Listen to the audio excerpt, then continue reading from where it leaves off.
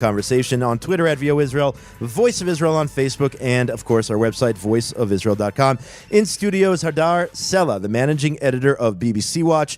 BBC Watch, their modus operandi, if you will, is to monitor BBC coverage of Israel for accuracy and impartiality. She has a special interest in the influence of the media on the British public's perceptions of the Middle East and the Islamist networks operating in the UK.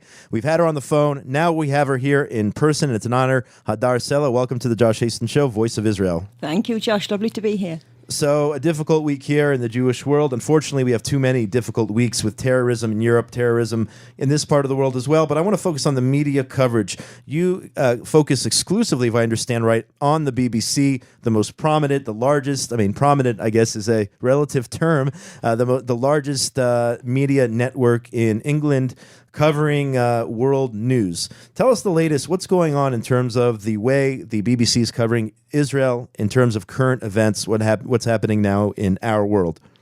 Well, the BBC, of course, isn't just the largest broadcaster in England. It's the largest broadcaster in the world, in fact, and the most influential. And that's why the BBC is so important. We've seen the recent attacks in Copenhagen. We've seen the ones before in France, in Paris, the Charlie Hebdo attacks. But of course, it didn't start there. It's a problem in Europe, the anti-Semitism that's been going on for a very, very long time.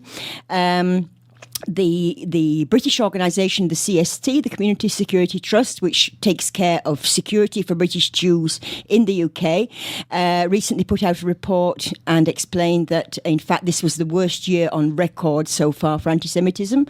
And, of course, a lot of that was due to the events of the summer, the events we had here in Israel in the summer, the Operation Protective Edge, and the coverage of that operation definitely affects events in Europe. The all-party group on anti-Semitism in the UK, in the British Parliament, has also recently put out a report. And in that report, too, the BBC is cited. They say BBC coverage, the volume, just the sheer volume of BBC coverage, distorted people's picture of what was going on in the Middle East. So it obviously has a very, very important effect. And we're actually just in the final stages of organising a conference on that subject. It'll be here in Jerusalem on March 1st in the evening, 7 o'clock in the evening.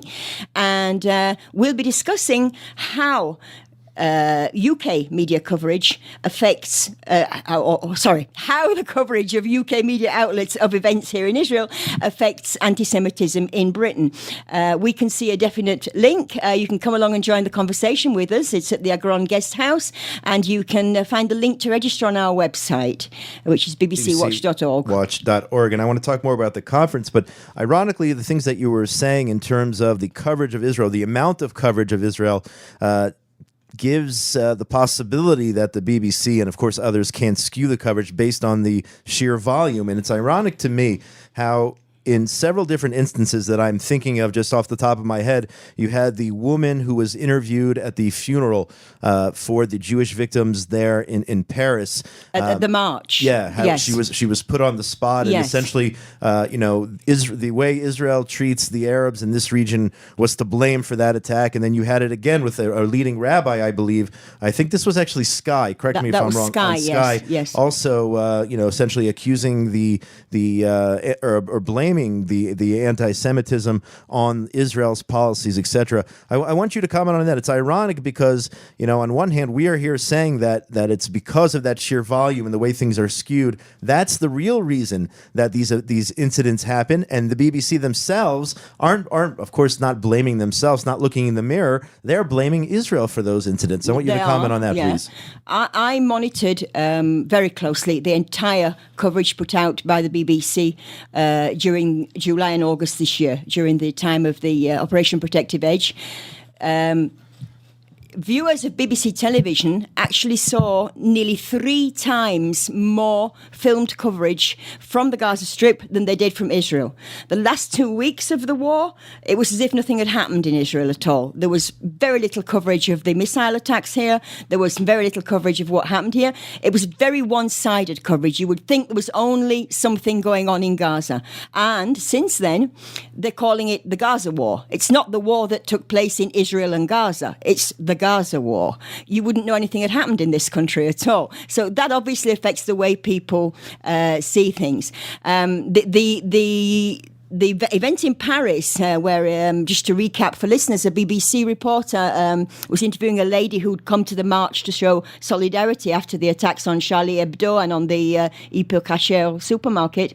And the lady was talking about the fears of the Jewish community in Paris, and the BBC reporter actually said to her, "Well, some people would say it's because of what happens in the no. Actually, he did say some people would say that Palestinians have suffered at Jewish hands, not even Israeli, Jewish hands. That's a very significant point, and it's actually an anti-Semitic statement. To blame Jews abroad for things that happened in Israel is according to the EUMC definition of anti-Semitism." It's anti-Semitism. There's been a lot of noise about that. There were a lot of complaints made to the BBC. The issue is currently under review. We're expecting an answer on the 28th of February, if I'm not mistaken. It will be interesting to see how the BBC reacts to that, because it was a very clear-cut case of anti-Semitism in a BBC broadcast, and of course, people were very upset by it. And then there was another reporter, correct me or refresh my memory, who sent out a Twitter message. Was it Wilcox was his name, a reporter there from the BBC? Also, he said some controversial statements, tying in Israel. Do you know what I'm referring to there? No. So I'll have to go back and take a look at that. But in addition to the issue of volume in terms of the coverage of Israel, what about the actual content itself in terms of it being skewed? I've actually taken a reporter from the BBC back when we had Gush Katif in 2003, before the so-called disengagement, and she was telling me, and I don't know if things have changed. You tell me. She said, well, the Arabs, the Palestinians, actually say that it's the other way around, that the coverage is slanted pro-Israel. What would you say to that? And those are some of the complaints that the BBC apparently gets, that the coverage is too pro-Israel. What would you say? They do get such complaints, and at least part of the time, some of those complaints are actually part of a political campaigning rather than genuine complaints. There's an organisation in the UK called the Palestine Solidarity Campaign, which we can pretty much be honest and say makes the BBC's life a misery. And a lot of it's from a political motivation rather than actual dealing with the journalistic side of things. But I think if you look at coverage, there are certain signposts. For instance, you will not see the BBC using the word terrorist when it talks about Israel. They never, ever use the word terrorist. It might be a gunman, it might be a militant. The attacks we had last November, there were these mysterious cars all on their own crashing into people in Jerusalem. There was no use of the word terrorist at all. It's another area I've studied quite a lot. In Northern Ireland, they do use the word terrorist. The shootings in Norway, the Andreas Breivik shootings, they do call them terrorism.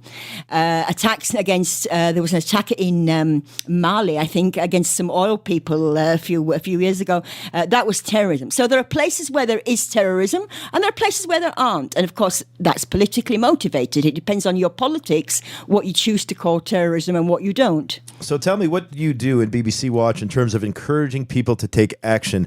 What are some of the things you do? There are several organizations that deal with different elements in the media, different, they focus on different media outlets. What is BBC Watch? What is your mandate in terms of encouraging people to hold the BBC accountable for this skewed coverage? So on our website, we highlight problematic reports from the BBC. We try very much to provide the facts that are very often missing so that people are aware of the whole story and of the facts, and they can use that in making their own complaints. The BBC has a very specific complaint system. It's not like other media outlets where you can just write a letter and get an answer. They have a very long, complicated, labyrinthine complaint system that you had to be pretty brave to even embark on in the first place. But people who do get results, we get corrections.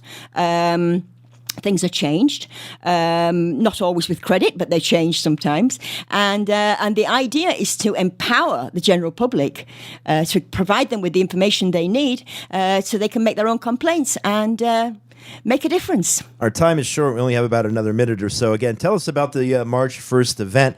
How can people find out more about it and the crux of the event itself before we have to go? Yeah, you can see it on our website on bbcwatch.org. There's a button on the side, give you all the details of the event.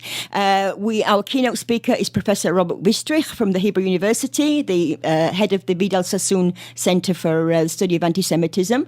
And we have Lucille Cohen, who was head of the Jewish community in Manchester for many, many years.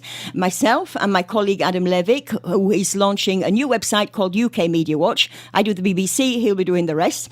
And we hope to have a really interesting discussion, and please come along. So I'll bring my complaints about Sky News to him then. You will, yes. Hadar Sella, managing editor of BBC Watch, monitoring the BBC's coverage of Israel. I want to thank you so much for your time. Thank you that you came in studio today. It was a pleasure and an honor having you here face-to-face in studio. Thank you so much. You're welcome. Lovely to be here. This is Josh Hasten, Voice of Israel. We just have a few seconds left just to give you an update. I'm going to be ranting